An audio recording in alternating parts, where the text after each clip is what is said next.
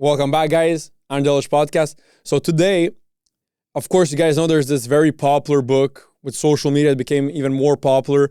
It's Meditations by Marcus Aurelius.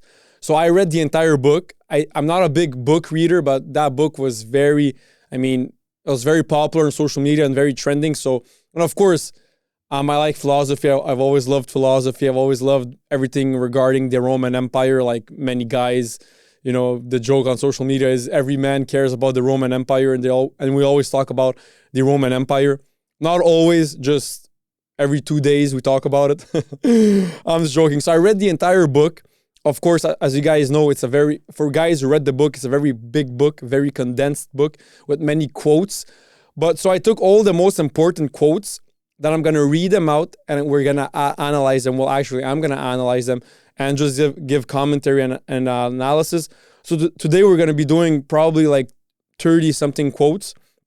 So this is going to be part one of Marcus Aurelius' Meditations book. So the first quote, "You have power over your mind, not outside events. Realize this and you will find strength." In my opinion, how I see this quote is, as human beings, we're very weak and we cannot control everything. Even though as human beings, some of us can be very demanding, big control freaks, and we want to control things that are out of our reach. And it just ends up fucking us up. It ends up giving us a bad mood. It fucks up our day. It can even fuck up our week. It can even fuck up your life if you keep trying to control things you cannot control. So just focus on things you can control. Like, let's say, getting in shape. You can control that. Getting in the gym, being physically active, eating healthier, educating yourself, going to school, reading books, meditating. But we only have power over our mind and our own actions, if I might add. We don't have power over what someone else will do. We cannot control other people, no matter how powerful you are. Even if you're a dictator, if you're fucking Joseph Stalin, I don't care who you are. You cannot control anyone. The only people who can control us is the people that we let control us. But at the end of the day, no one can literally control us. Literally, no one can. And the sooner you realize that you can only control your mind and your actions, first of all, the faster you'll develop as a human being. So the faster you will reach your potential and reach your goals and fulfill your destiny. And you'll just be happier in life, man. You'll feel better. You'll be happier. You'll see life brighter, you'll see life like a better place. You'll be less depressed, less angry all the time, less sad, less anxious, less whatever. You'll just be more joyful, more optimistic about life, and just be a fucking go-getter and go after it, man. So you have power over your mind, not outside events. Realize this and you will find strength. Second quote, "Dwell on the beauty of life. Watch the stars and see yourself running with them." Life can be really hard. Life can be really disgusting. Life can be really violent, can be really all these negative aspects about life. Life is really hard and life is unfair. But like I always said, life is unfair for everyone, which in a way makes life fair. But at the end of the day, we only have one life. Living your life to the fullest, that's the most important. Even though there's so many harmful things in life, so many disgusting things, so many hardships, so many whatever, at the end of the day, life is amazing. Life is beautiful and life should be lived to the fullest. And life is precious. Life is so precious. We don't realize it. We tend to forget about how precious life is. We tend to forget about how just waking up in the morning, alive, being able to move, breathe, eat, have fun, go to the gym, work hard, whatever. It's such a blessing. We take it for granted. We think that waking up in the morning is a must. It's not a must. It's a blessing by God for you to wake up every morning alive. Because so many people are not going to wake up tomorrow. Knock on wood. Knock on wood, it happens to no one. But it's a reality of life. Some people won't wake up tomorrow. Some people, they don't even know it, but this is their last day. So every day on earth is a blessed day. Every day above ground is a blessed day. And at the end of the day, like I said, life can be really hard. There can be really disgusting things, but life is beautiful and it's so precious, and it's the most beautiful thing on planet Earth is to be alive. And it's also the biggest blessing, man. If you're alive, like I said, you don't need anything else. The happiness of your life depends upon the quality of your thoughts. If you feel that you have a very beautiful life, that life is amazing, that you're doing great things, and that you're very proud of yourself, you love people around you, you have beautiful thoughts, you wake up in the morning, like I said, if you're immediately grateful, oh my God, thank you, God, for me being able to walk, because some people can't even walk. That's the reality of some people. Able to walk, able to run, able to go to the gym, able to work hard, able to go to school, able that I have running water, that I have easy access to water, that I have access to women. I know it's funny to say, but that's also a reality for some men who don't have many access to women. That can also be seen as the happiness of life. So it's all about your thoughts. You can be in the worst circumstance physically. So you can be in Ukraine in a war zone. Your wife left you. Your kids have gone to the western part of the world because they want a better life. All your friends are dead because of the war. Everything is going bad in your life. But if up here in your brain, in your mentality, you're happy and you keep having positive thoughts and having optimistic thoughts. I'm very big on optimism, having hope. If you keep having very beautiful thoughts, the quality of your life will be amazing. No matter what the circumstances are outside of you, no matter what the outside circumstances are, if your inner thoughts are beautiful, your life will be beautiful. No matter where you are, if you're in Ukraine in a war zone, if you're in Palestine, Israel during this conflict, if your inner thoughts are beautiful and joyful and vibrant, your outside life will be amazing. Your outside events, what's happening, the things you can't control won't matter because you'll be living a very beautiful and joyful life. Everything we hear is an opinion, not a fact. Everything we see is a perspective, not the truth. So let me repeat the first sentence. Everything we hear is an opinion, not a fact. From me having a podcast, and I've always been a very highly opinionated person. I've always been very opinionated especially regarding things that interest me. So let's say someone talks about cars. I don't really care about cars, so I'm not going to be really opinionated. But even then, I'm going to have, a little opinion. You know what? I prefer the Audi over the BM. I prefer the Bugatti over the Lamborghini because I feel like, I don't know. But I'm going to have an opinion. But especially when it comes to things that interest me, sports, soccer, especially, philosophy, sociology, whatever, I'm always going to be highly opinionated. But at the end of the day, it's only opinions and it's not a fact. And life, there's perspective. Everyone has a different perspective on life. Everyone has their own opinion and everybody has their own truth. Now, of course, there are some truths that you cannot debate. I mean, gravity. Like I can do this 100 times and every single time their water bottle will fall down. Every single time. There's no debating it. Maybe this time, it's going to fall. There's no debating it. That is gravity. So that's a fact of life, that gravity exists. There's no debating it.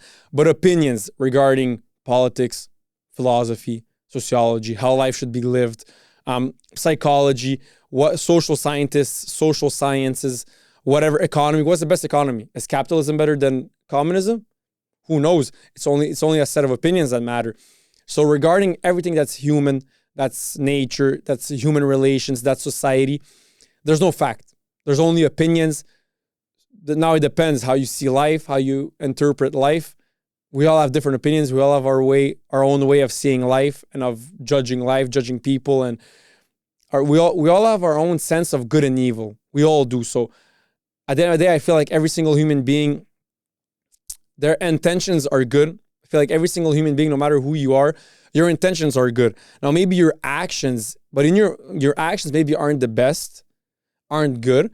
But when you're doing those actions with your limited brain power, and I'm not saying we all have limited brain power, where no one is God, but when we do something, an action that ends up being bad, in the beginning, in our thoughts, we thought that was going to be a good action. So our intentions by default, by nature, are good.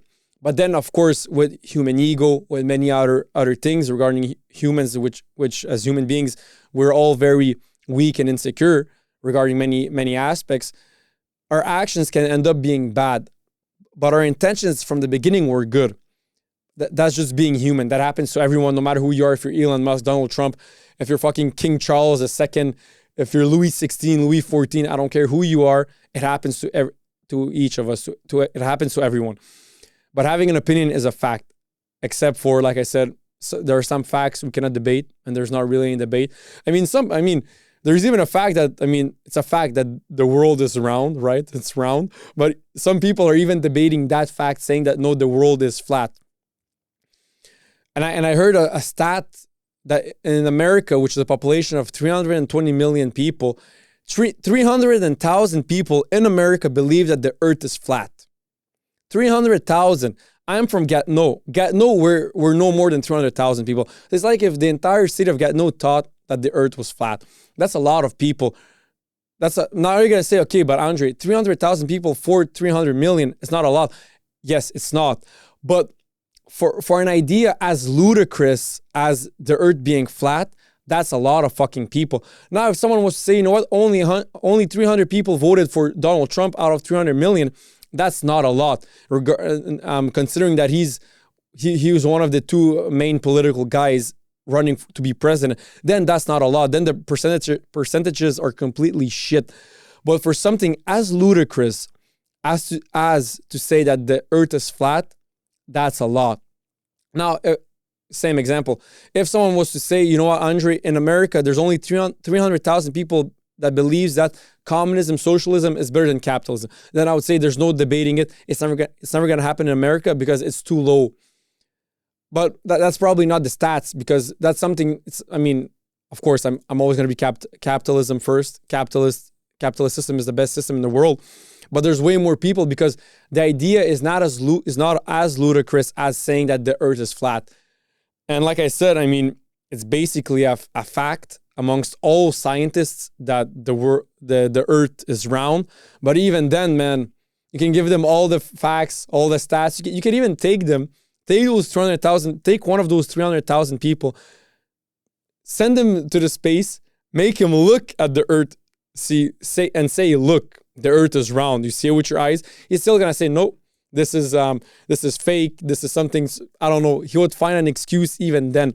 So sometimes, even though something is so sure and like the earth is round, even then people are gonna debate it and say that, you know what, it's not true. So that's just life, man. And everything we see is a perspective, not the truth. That's also a fact. There can be a certain action that's happening. Let's say two guys fighting in front of a bar. I'm using this example because I'm a bartender and it happens a lot. Two people fighting in front of a bar.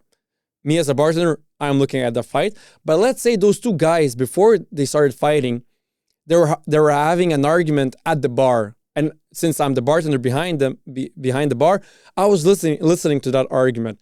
And then since I was listening to that argument and I knew exactly how it de-escalated and then it got into a fight, I have a better perspective than someone who was 10 meters away from the bar, who didn't hear the entire argument, who didn't hear the entire dialogue, and didn't even know what's happening.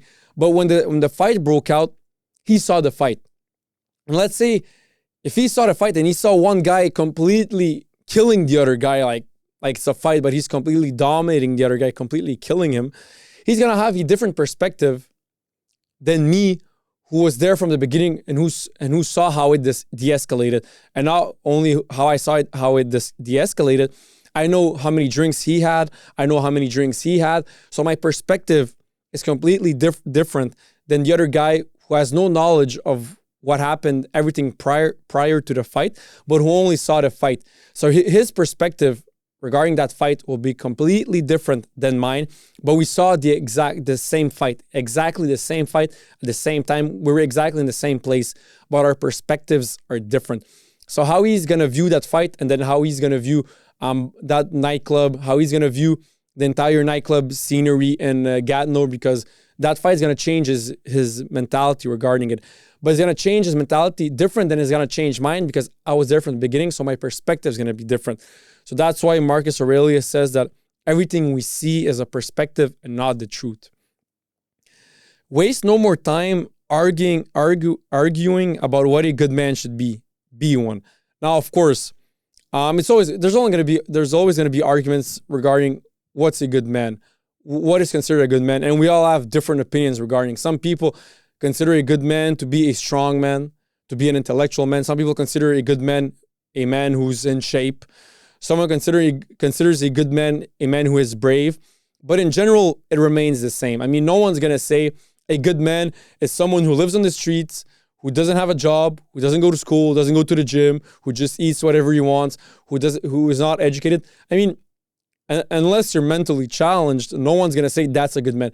So in general, we all have a general same idea of what a good man is for normal, rational thinking human beings. You know what? In general, it's like, let's say, someone who's very educated. That's never going to be negative. Although in some aspects of life, it could play against you. When it comes to scenarios where street smart trumps over book smart. But in general, being very smart, being very educated, being very book smart is a good aspect. It's a positive aspect. There's way more pros than cons. So that's something good. Someone who's in shape, takes good care of his health. That's always going to be good. You're never going to hear anyone say, you know what, you're in shape. You take very good of your health. You eat very good. That's bad, bro. That's actually, I think that's the only aspect in life that's all pros and no cons, being in shape and being healthy. I think that's the only aspect that there's only pros and not a single con. And I literally mean not a single con. So like I said, we're always going to argue about what a good man is. To be more precise, the devil is in the details. So it's more regarding details. You know what? If we dwell more into it, now what's better? Is it better to work out 6 times a week, to be a fitness freak, or to have a balanced lifestyle? What's better? Some people are going to say it's better to be a fitness freak. Some people are going to say, no, you know what? It's better. Yes, health is important. Fitness is important. But it's still better to have a balanced lifestyle. It's better for your brain. Someone's going to say, no, it's better for your brain to be a fitness freak. We're all going to have different opinions regarding small details like that. But the global generality is, yes, going to the gym is good. Going to school is good. Working hard is good. Now, of course, again, when it comes to working hard, some people are going to say, you know what? Working 40 hours a week is enough. You got to have a balanced lifestyle. Some people are going to say, you know what? For me, working 90 hours a week is better than working 40 because as human beings, we should constantly be working. Someone would say, you know what?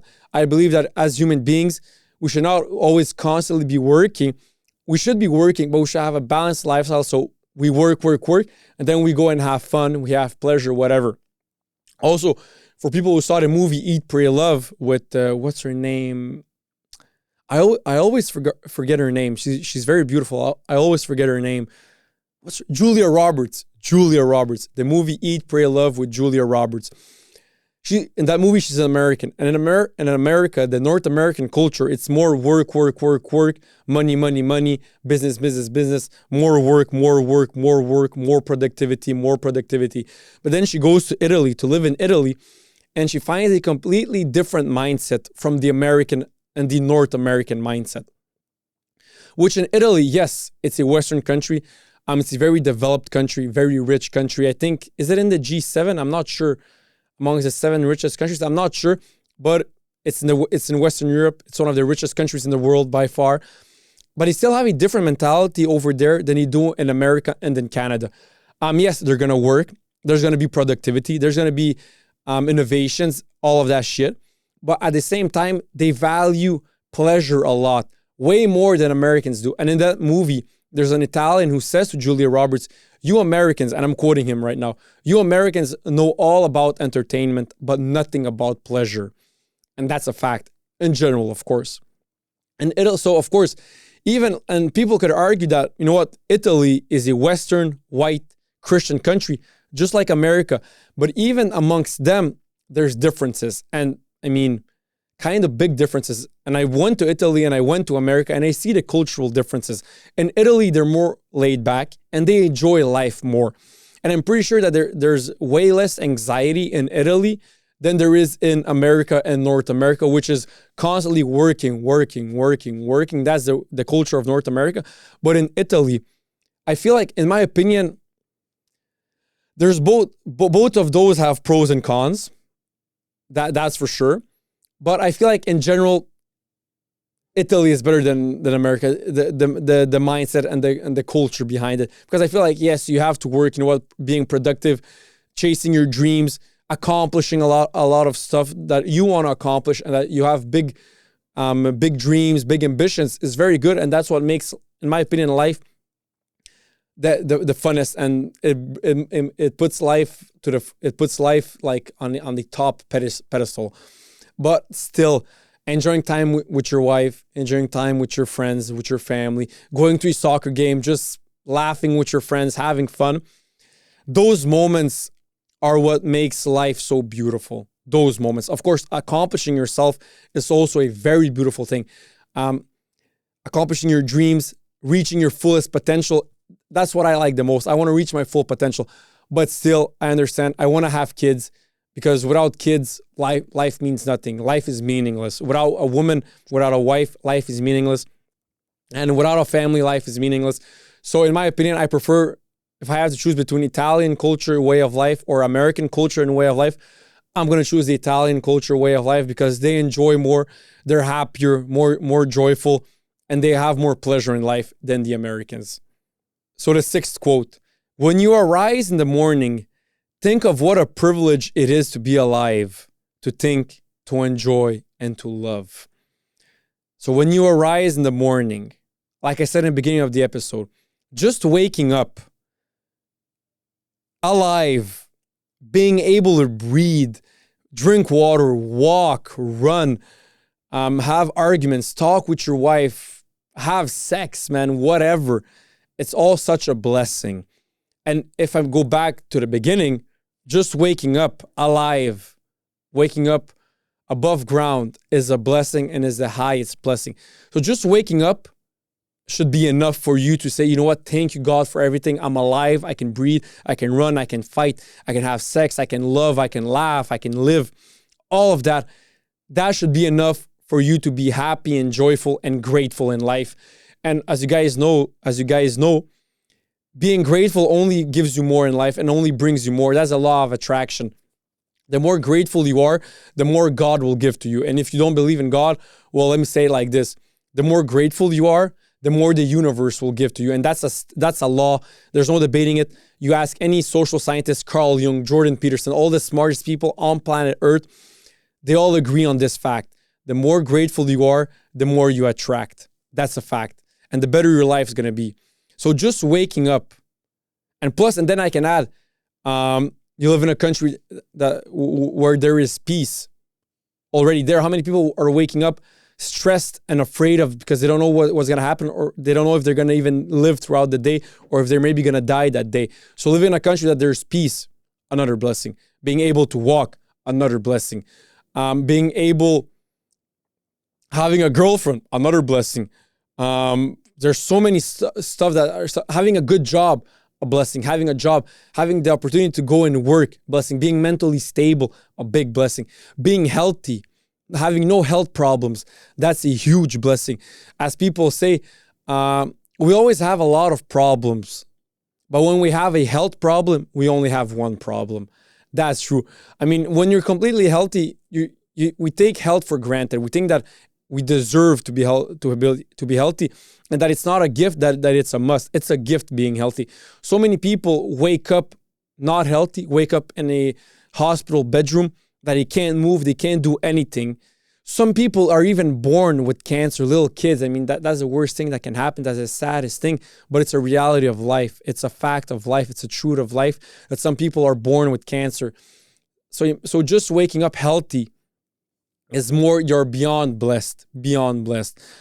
And then, like the quote says, what a privilege it is to be alive, to think, to enjoy, to love, to debate, to try new things, to experiment life, to experience new experiences. That's the point of life. And that's a huge blessing. So the seventh quote: the best revenge is to be unlike him who performed the injury. So of course, it happens to all of us. When someone does something bad to us, or something heinous, or something disgusting, you get like this rush and you just want to fucking like You wanna bring revenge on him, right? You wanna do something like, let me fucking get back to him, motherfucker. He did that to me. He's not gonna get away with it. Let me fucking inflict some pain on him. Let me do something to him. It doesn't have to be physical pain. It can be mental pain, whatever. But let me do something to him. Of course, no one is perfect. As human beings, we all sin. It happened to me many times. When someone said something to me bad, I should have just taken the higher road, forget about it, not even think about it. But it happens sometimes. I would bite back and say, you know what, like I would just say something back.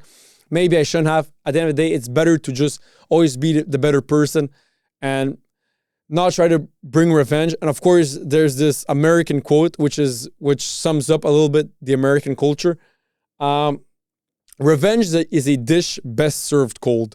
So they don't say that revenge isn't good. They say that it is good, and they're just being practical. Americans are very practical people, and they're one of the most practical countries on planet Earth, and that's why they're the most successful country on planet Earth. It's because of their practicality. They're not the smartest. They're not the most educated in general. They're not. But they are the most practical people on planet Earth, and they are the most practical country on planet Earth. And that's why they're number one, because practicality is the most important. That's why they're number one. And they have this famous quote, famous saying in America that, like I said, it is, revenge is a dish best served cold. But if we're being honest, the best revenge is to be unlike him who performed the injury. The best revenge is just ignoring him and focusing on yourself and becoming the best version of yourself. That is the best revenge. Not actually, when he says something bad to you or when he does something bad to you, it's not to perform the same action to him back. It's not tooth for a tooth. It's not eye for an eye. That's not the best revenge. The best revenge is ignoring him, number one. Because if you ignore him, he's going to feel bad. Because when someone when someone says something bad to you or does something bad to you, they want to provoke you. Especially when they say something bad to you, they want to provoke you. They want to get an emotion out of you. And once they see that they were capable of, they succeeded in provoking you, that makes them happy. That brings them joy. So if someone says something bad to you, tries to bring you down, whatever, and you don't react, already there, you won. They're gonna feel like shit because they're gonna try to hurt you, but he just can't hurt you because they're gonna see that you don't give a fuck. Number one.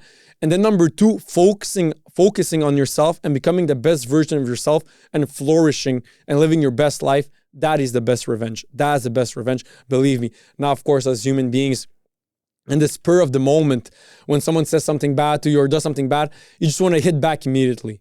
That's the natural human primal instinct. But when you let your rational mind take over and be rational, the best revenge is to be unlike him, be better than him, ignore him, and focus on your life and fulfill your full potential and live your best life, live happy, accomplish the most you can. That's actually the best revenge. So the next quote, number 8, the soul becomes dyed with the color of its thoughts. There's also another quote that they're saying, you are not your thoughts. Sometimes it happens, and it's a proven fact by scientists that sometimes we all have like weird thoughts, but those thoughts are not us. You should not allow those thoughts to define who you are as a human being.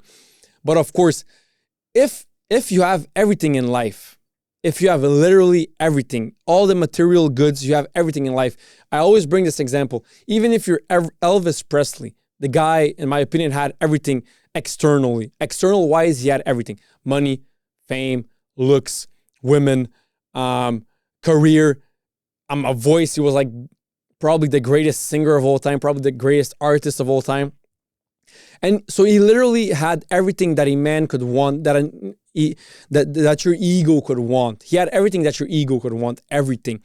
But inside, his thoughts weren't beautiful. And that's why he ended up killing himself. I think it was with sleeping pills. I mean, imagine this.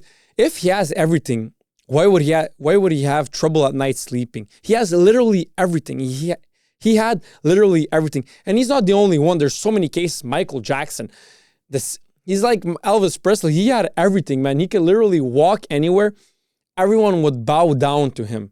Like literally. He could have any girl he wants, all the most beautiful. He had all the money in the world, all the prestige in the world you can have, all the fame. He could go anywhere and everywhere in the world. Everyone would scream his name. They would all treat him like a god, but his thoughts weren't beautiful. And that's why he also ended up, I mean, there's like this debate, not a debate, but like his doctor prescribed him pills and then prescribed him too much. So like he didn't kill himself. It was his doctor's fault, whatever. I'm not exactly sure what happened over there, but still he was using sleeping pills because he couldn't sleep at night. I mean, right now, if you ask me, Andre, if I was to give you everything that Elvis Presley and Michael Jackson had, how would you sleep at night? Like a fucking baby, bro. That would be my answer. But maybe that would not be the reality of things. I don't know. I'm not Michael Jackson. I'm not Elvis Presley. I'm not them, so I don't know. But if you were to ask me now, Andre, today, as a 24-year-old, if you had everything Elvis Presley and Michael Jackson had, do you think you would be depressed? I would answer, no, what the fuck are you talking about? I would be the happiest person on planet Earth. Would you have trouble sleeping at night? What? Trouble sleeping at night? Bro, I would sleep like a baby. Those would be my answers. But at the end of the day, when my rational mind takes over, I keep thinking, then why did he kill himself? If he had all of that, I mean, he had trouble sleeping at night. That's why he took so many sleeping pills, Elvis Presley.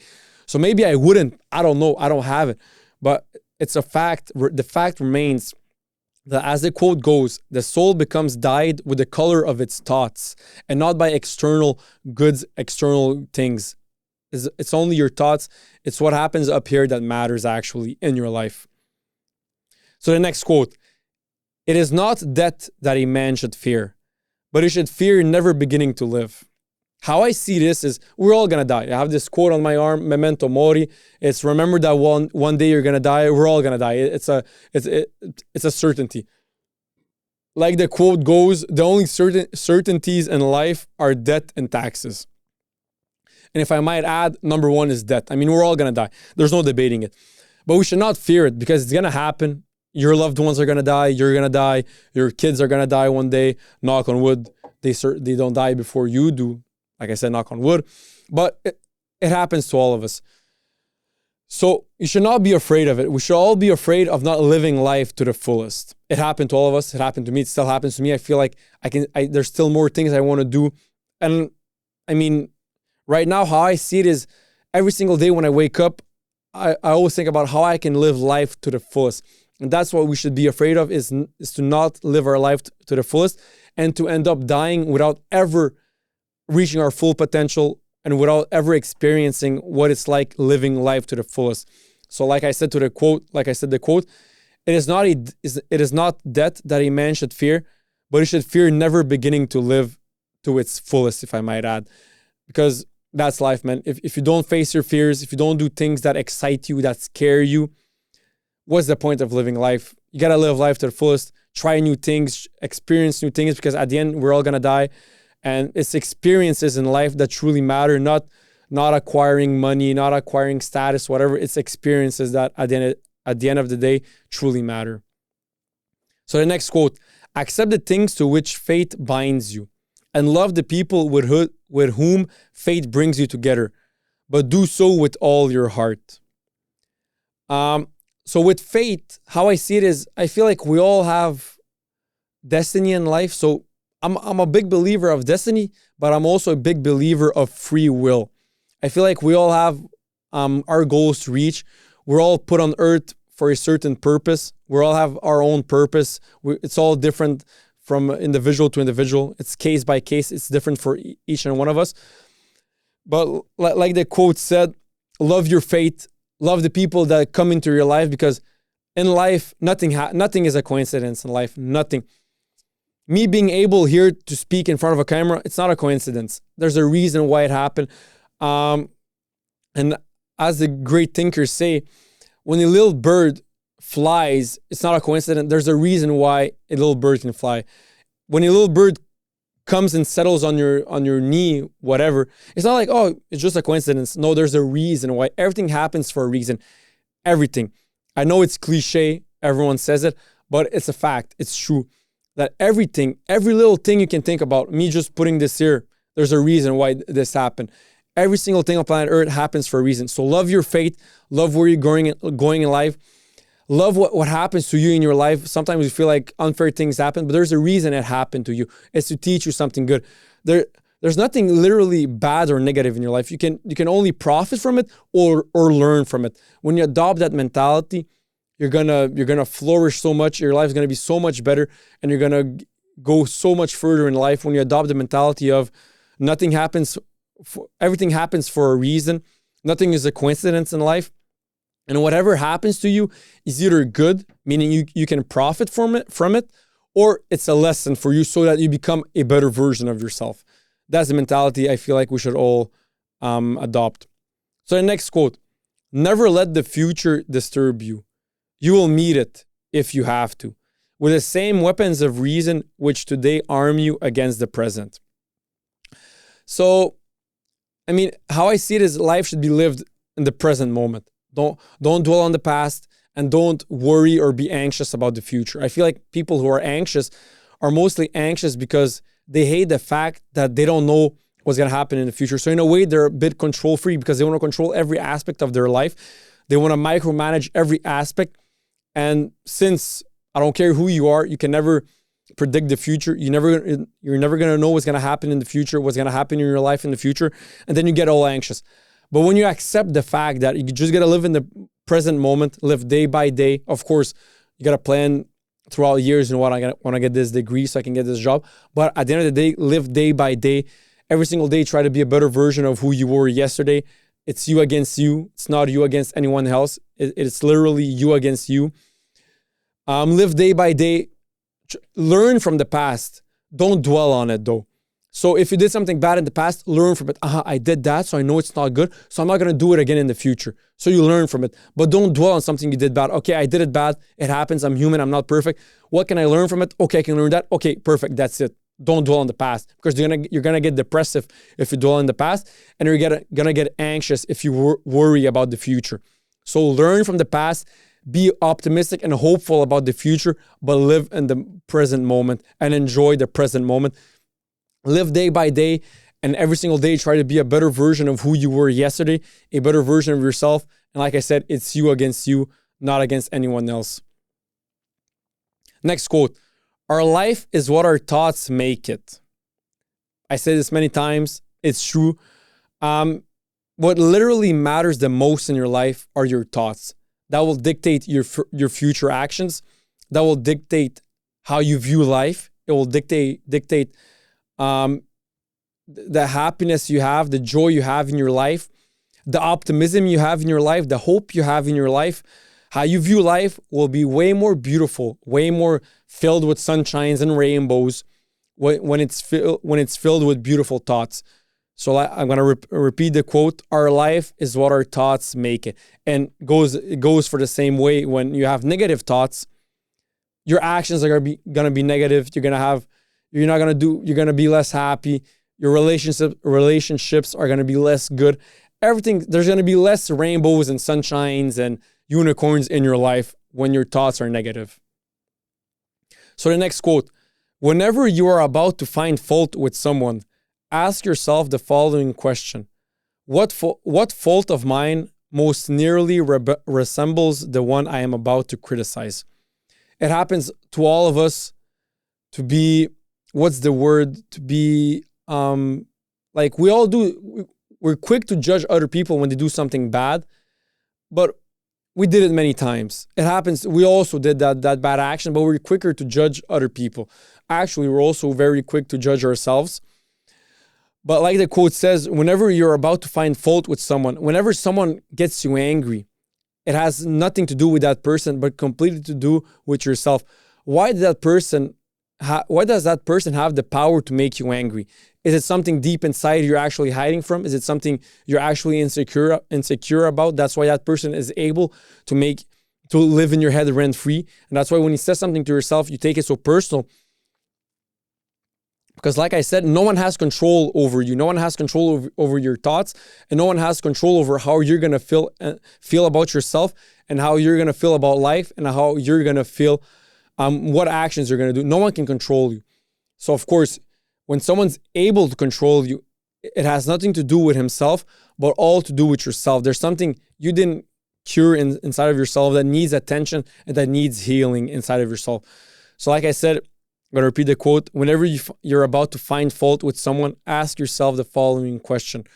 What fault of mine most nearly resembles the one I am about to criticize?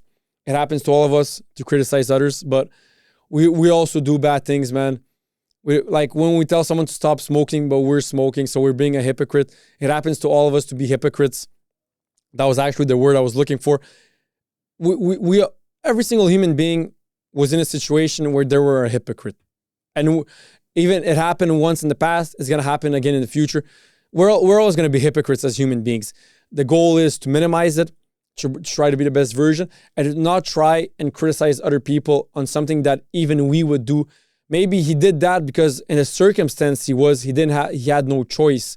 And maybe if we were in the same circumstance as he is, we would do exactly the same thing. So we shouldn't always be quick to judge. Of course, with my reality checks, I've always been quick to judge social settings, people in social, what they do in society, how people act, human behavior. But at the end of the day, honestly and truthfully, we shouldn't be so quick to judge because we don't know what that person went through. We don't know exactly what the circumstances are that he was in that motivated him to do that action. And like I said, as human beings, we all end up being hypocrite. We've all been a hypocrite at least once in our life. It's a fact. And we're all going to end up again being hypocrite in the future. It's just a question of time and not a question of if. So next quote. If someone is able to show me that what I think or do is not right, I will happily change, for I seek the truth, by which no one was ever truly harmed. It is the person who continues in his self-deception and ignorance who is harmed.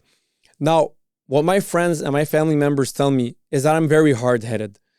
I agree, I am hard-headed, but deep down inside, I believe that I'm gonna back what I believe to be true. I'm gonna back my opinion to its fullest. But I also believe that I'm actually mature enough that if you prove to me that I'm wrong, and in my mind I say, okay, you prove to me that I'm wrong, I believe that I'm mature enough to say, you know what, you made me change my mind. I changed my mind regarding many things in life. There's many aspects where I changed my life. That's the most important. Is to defend your argument and your opinion, to defend your side to the fullest, but be open to change and be open to people changing your idea, changing your mind, and changing your vision on life. I think that's the most important, is being open to change and being open to people being able to show you a different perspective on life, a different reality of life, and you to be mature enough to realize, you know what, I was wrong. I admit it. And by me doing many reality checks, now if I was to look back at some reality checks, I would say, you know what, I was actually wrong. But at that moment, I thought those were my thoughts. That's what I thought. For me, that was my truth. But experiencing life, meeting new people, having conversations with people who have a different perspective on life, they can change my mind.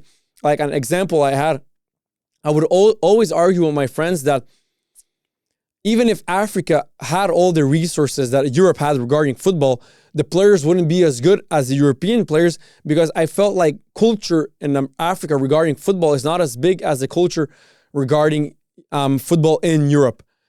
Talking with Kevin Dos Santos, thinking about it more deeply, I actually changed my stance a little bit regarding that.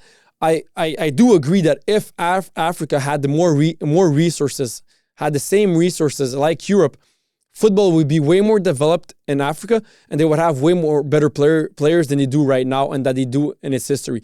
So you see, when someone proves to me that something that I think is wrong, but you have to prove to me, because I'm very hard-headed, I'll agree, and many people are very hard-headed. And in my opinion, there's nothing wrong with being hard-headed as long as you're open to change and open to changing your mentality and your perspective on life. So that's how I am. But you have to prove to me that I'm wrong. And I have to say in my mind, while hearing you talk and while thinking about it and while analyzing it, I have to say, oh, you know what? I was wrong. And he's actually true. So like I said, if someone is able to show me that what I think or do is not right, I will happily change. And I'll even thank you, because you just made me a smarter person, a more knowledgeable person, because you showed me that I was wrong, and now you showed me the right way, and now I'm smarter because of that. So I'm actually going to thank you and not be angry that you exposed me and what I was thinking was wrong. No, I'm going to be happy because now I'm going to be even smarter. For I seek the truth. I just want the truth. Like, I'm very curious about life. I'm very curious about things that interest me, and I just want to know the truth because that's how I am. I'm very opinionated, and I'm very curious as an individual. By which no one was ever truly harmed. The truth, of course. There's also this quote: "Not all truth should be said. Sometimes it's just better to stay silent and not say the truth." But at the end of the day, the truth never truly harmed anyone. I mean, even if it's a harsh truth, it's still good to hear it if you want to upgrade in life. It's always good to hear the truth, man. I know it can be hard, even for me, for anyone. Hearing the truth can be very hard because it can shatter our reality and our perspectives of ourselves. But at the end of the day, if you're able to accept the truth, think about it, and then say to yourself, okay, how can I become a better version of myself? And that's really fucking good. So like he says, the truth never truly harmed anyone. It is the person who continues in his self-deception and ignorance who is harmed. That is a fact. Okay, so this next quote. I have often wondered how it is that every man loves himself more than all the rest of men, but yet sets less value on his own opinion of himself than on the opinion of others. This, I feel like, for 99% of people is a big, big, big fact. Even for me, especially before, now I'm changing. I feel like I'm becoming better version of myself regarding this.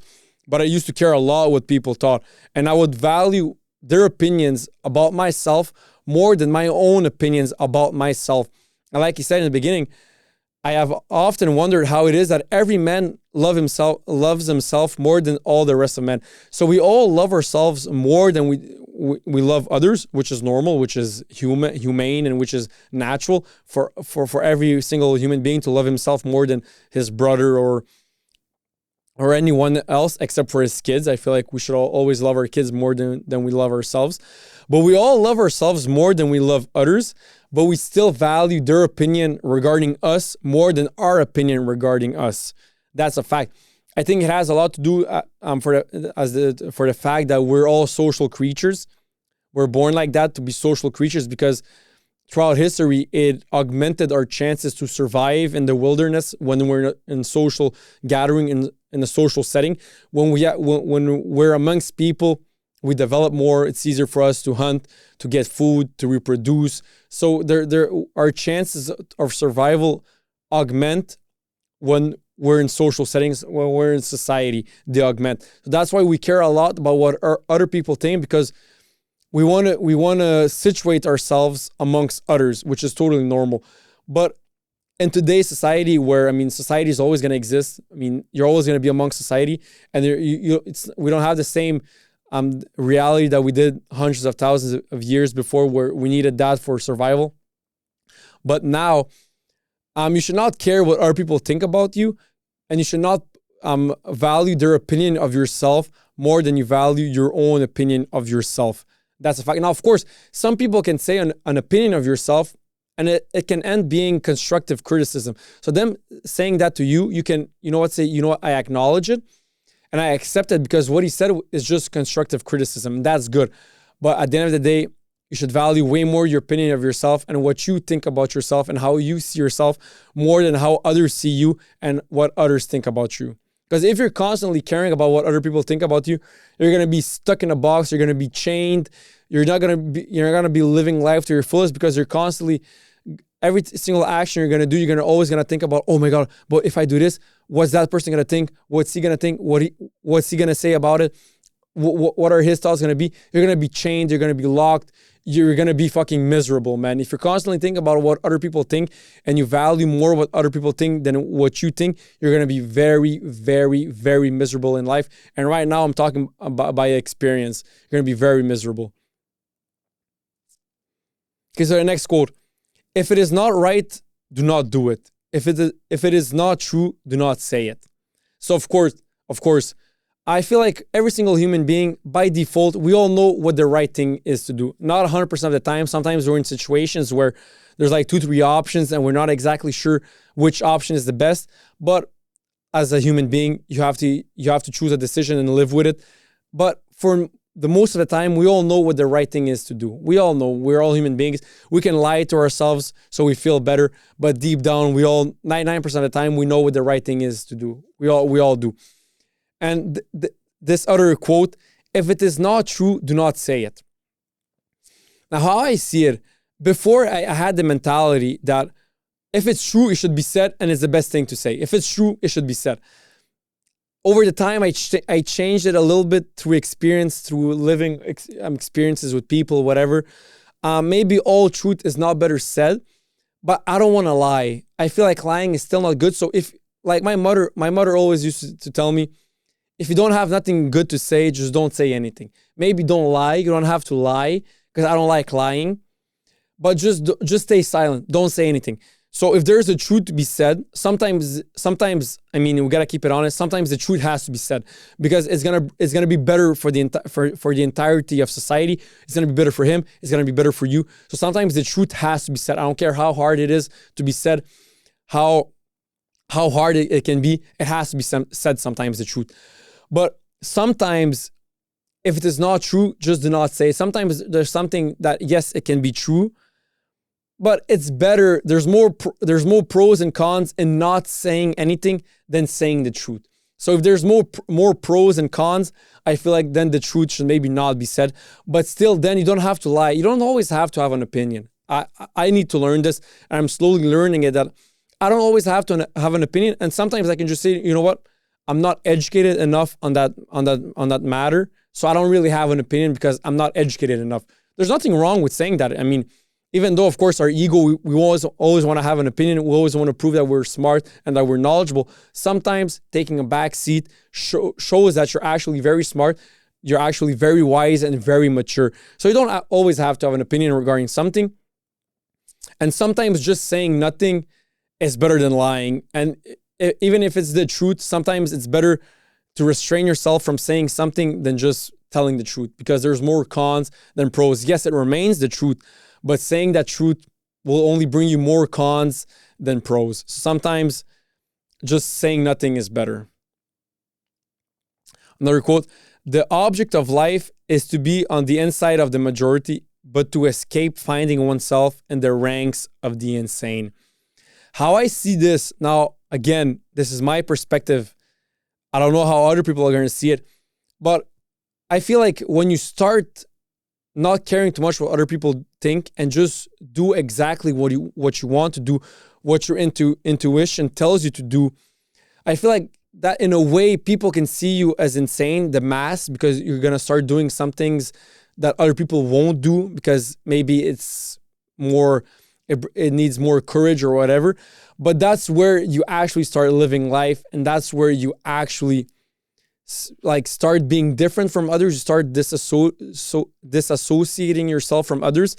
But sometimes it has to be done, and that's why I'm gonna repeat the quote. The object of life is not to be on the inside of the majority, but to escape finding oneself in the ranks of the insane. I feel like throughout the entirety of our lives, we're always gonna be finding ourselves, finding new things about ourselves, realizing new things about ourselves, and we're constantly evolving and changing as human beings.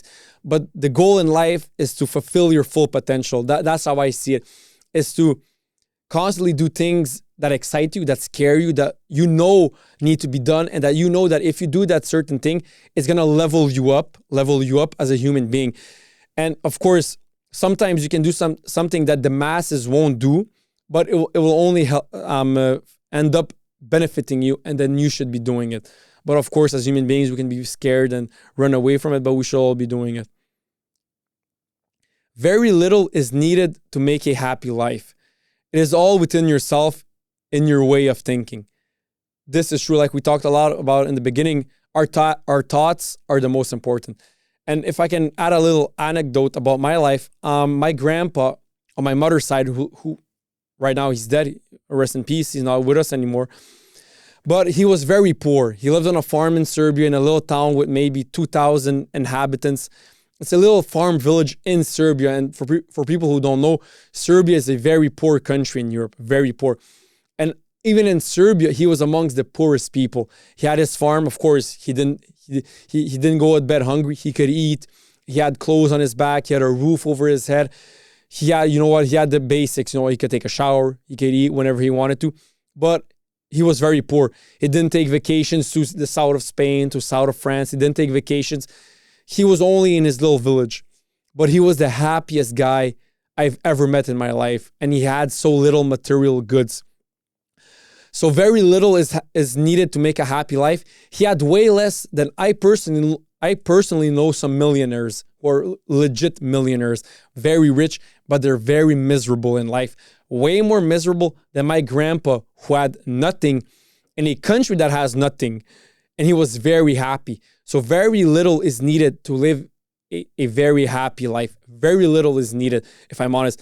And I always think about my grandpa. When I read this quote, or when I read a quote about you don't need a lot to be grateful, I always think about my grandpa. Always, because I remember how he was so happy with so little.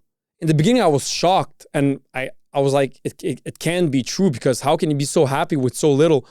But it was a fact. And when I asked my mom, when I asked my dad, when he met him, my dad had the same reaction. It was like, he had so little. He had a very hard job. Being a farmer is a very hard job. It's very physical. You will get up at 5 a.m, work until 8 o'clock at night, just to make ends meet, to have the bare minimum, to have clothes on his back, to have food, to have a roof up above his head. So to have the bare minimum, he would have such a hard life, physically hard life, but he was so happy, man. So every time I read this quote, or every time I hear people saying that you should be grateful, I always think about him, because he was the happiest person I ever met in my life. And he was amongst the people who had the least material goods in his life. But he was still amongst the happiest people I ever met. And maybe he was the happiest guy I ever met in my life. The most joyful guy and the most grateful guy I ever met in my life. And he lived a very joyful and happy life. When another blames you or hates you, or people voice similar criticisms, go to their souls, penetrate inside, and see what sort of people they are. You realize that there is no need to be racked with anxiety that they should hold any particular opinion about you. This is true, man. When other people when other people blame you or hate you, sometimes it's just better to be the bigger person. You don't always have to react to their actions. Sometimes just ignore it, be the better person. And you don't know what's inside that guy. You don't know what kind of life he's leading. You know what kind of day he had. Maybe he had the worst day, and he's just putting all his negative and all his hardships onto you. Like, he's just fucking trying to get it off his chest, and he puts it onto you. But don't let that happen. Sometimes people, you don't know what kind of lives they're leading. Wish them the best and don't really dwell on it. So next quote, think of yourself as dead. You have lived your life. Now take what's left and live it properly. What doesn't transmit light creates its own darkness. So of course, how I see it is living in the present moment. Think of yourself that everything you did, it's in the past, and that you shouldn't dwell on the past, and you shouldn't live off of past accomplishments, because it's in the past. Even though you accomplished a lot in the past, life should be lived in the present moment, because that's all we have. We only have present moments. We only have experiences, and we only have what's happening currently right now. So think of yourself as dead. You have lived your life, and now in a way, live your life to the fullest. Because when you realize that you don't dwell on the past, and you don't dwell on the past regarding failures or live off of past accomplishments, every single day you're going to live the best day you can, and you're always going to be on the edge and always be living life to its fullest. When you think of yourself as dead, you have lived your life. Now take what's left and live it properly. I'm 24. I can't be 20 years old. I'm never going to be 20 years old again. I'm always going to be 24, but that's good. I'm going to take what's left, all the potentials that are possible to me, and try to live the best way that I can, and only live in the present day and be hopeful and optimistic about the future. Look well into thyself. There is a source of strength which will always spring up if thou wilt always look. First of all, this is like old English, thyself, thou wilt, but we understand the quote. I feel like we're way more powerful than we actually believe we are. We're powerful beyond measure. And I believe that's the truth for every single human being. We're all powerful beyond measure. And we're way more strong than we think we are. When we do things that we're afraid of, after doing them, we realize that we're actually very competent. We're very strong. And as human beings, we're very strong. We're very good at accommodating. We're very good at accomplishing things. We're very good at trying new things and at accomplishing a lot of big things because as human beings, we're very powerful.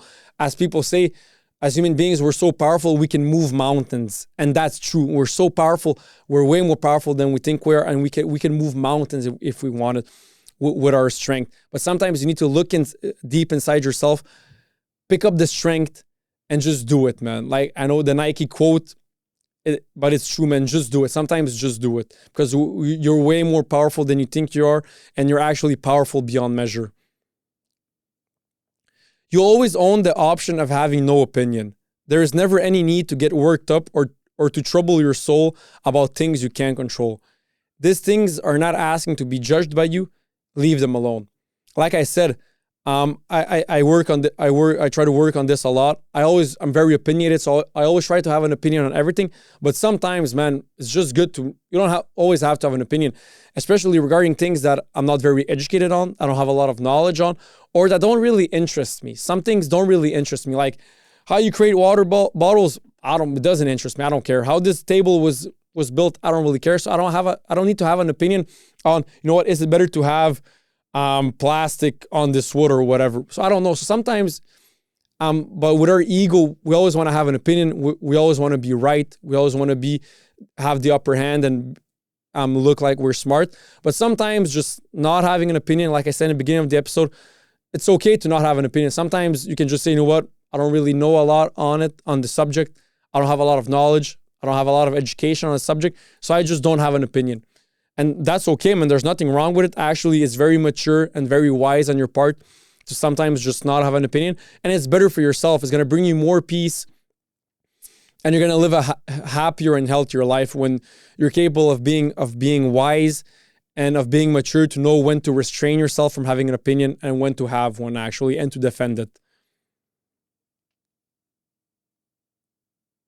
How much time he gains, he who does not look to see what his neighbors says or does or thinks, but only at what he does himself, to make it just and holy. Sometimes I feel like all human beings, we like to compare ourselves with others. We always feel like the grass is greener on the other side. That's normal. But we waste so much time and so much precious energy, and time is precious, man. Like everyone who's older than me, they all say that time goes by so quickly. And as a 24-year-old, if there's a 17-year-old listening, believe me, from 17 to 24 is going to go by so quickly, man. So quickly. Like, believe me. And then when people who are 40 years old, they tell me, oh, you're 24, you're young. But believe me, from 24 to 40, it's only 16 years. It's going to go by so quickly. So time is very precious. Our energy is very precious. So you don't have to waste your energy and your time thinking about what other people do, what other people think, and what their perspective of life is. Sometimes focus on yourself. It's you versus you. Don't focus so much on others. Of course, it's going to happen. We're all human beings. We're always going to tend to look at what others have, compare ourselves to others. We're always going to tend to think that the grass is greener on the other side. And personally, speaking from experience, I know that in the beginning, it happened to me many times that I would want something that I don't have, but someone else has. And then once I would get it, I wouldn't be as happy as I thought I would be. Like, let's say for example, before working out, I would look at a picture of someone who is in really good shape, who has a six-pack and all that shit. I would say like, oh my God, if only I had that body, I would be so happy. But then I got the body I wanted and I'm like, yeah, it's nice, but it's not like that big or that exciting as I thought it would be before getting it. So I feel like I'm not rich, but I feel like people before acquiring their riches, they told themselves, you know what, if I had millions of dollars, I would be so happy and joyful. But once you get it, I feel like it's not as happy or as wow as you thought it would be. Because as human beings, we accommodate very quickly. And once we get it, after 2-3 weeks, we're like, yeah, it's nice, but it's not that wow as we thought would be. So like I said, time is very precious. Our energy is very precious. So we shouldn't waste our time and our energy focusing on what others have and constantly comparing ourselves with others, because we're all blessed in our own way. Every single human being is blessed in their own way. And we should all be grateful for what we have. That's how I say we should always be grateful for what we have, but always look and be in search of more, because that's living life, is always wanting more and more, and wanting to surpass yourself, accomplish more, develop yourself more, and accomplish more. That's life, of course, but you should always be grateful for what you have, because there's someone who would give anything to be who you are right now and to be in the same position that you are right now. So always be grateful and never compare yourself with others. Let's do one last quote, then we'll end it. What we do now echoes in eternity. This is true. I feel like it goes the same for, we don't realize how powerful we are and how our actions can have a big impact on planet Earth. Let's take Nelson Mandela for a fact. He literally changed completely the country of South Africa. A single man who went to jail for 27 years. He was in jail. Very unpowerful. He couldn't do anything. He was in jail for 27 years. But with his power, with his persistence, what he did now echoes in eternity. And it's not like he's God's chosen one. It's not like he's special. He's just a normal human being. Him, Elon Musk, Jeff Bezos, Lionel Messi, Cristiano Ronaldo, they're all normal human beings. But their actions echo in eternity. They realize that they're very powerful as human beings and that they are powerful beyond measure. So I feel like sometimes we downplay how powerful we are, and we downplay the impact that we can have in life, and that the impact that we are actually having in life. We downplay it. As human beings, we're way more powerful. Like I said, we're way more beautiful than we are. We can accomplish way more than we think. And our actions echo in eternity, and they can completely change the way of life. A single man, and there's many it happened many times. Nelson Mandela, Gandhi single-handedly. Now, of course, it took the whole of India, but he single-handedly kicked out the Brits from India. A single man against the Brits, who were at that time the strongest army in the world, the strongest nation in the world. One man was capable of kicking them out from India. So his actions now echo in eternity, and he realized that he's way more powerful than he is. He's powerful beyond measure. And like I said, he's not the only one. He's not special. He's not God's chosen child. He shits like we all do. He eats like we all do. He puts his pants one leg at a time like we all do. He's nothing special. He's a normal human being, just like you, just like me. There's nothing special. But like the quote says, what we do now echoes in eternity.